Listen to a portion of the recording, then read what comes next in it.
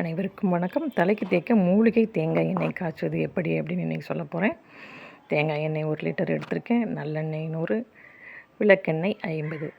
இதில் பார்த்திங்க அப்படின்னா மருதாணி, செம்பருத்தி, கருவேப்பிலை, நெல்லிக்காய், எலுமிச்சை இலை, கரிசலாங்கண்ணி, ஆவாரம்பூ, மகிழம்பூ பொடி,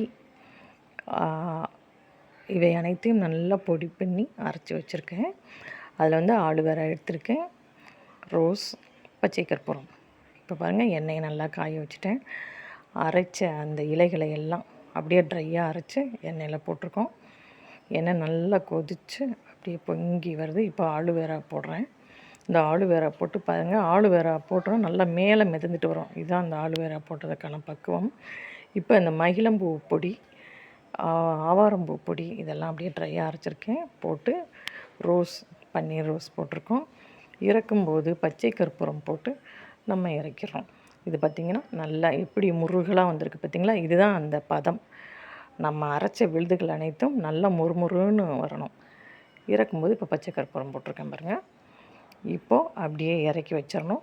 இறக்கி வச்சு ஒரு நாள் ஃபுல்லாக அப்படியே வச்சுருக்கணும்.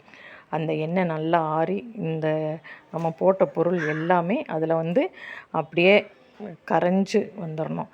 அடுத்த நாள் இதை வடிகட்டி நம்ம ஒரு டப்பாவில் ஊற்றி வச்சு யூஸ் பண்ணலாம். இப்படி பண்ணிங்கன்னா நல்லா நரை முடி போகும், முடியும் வளரும். நன்றி.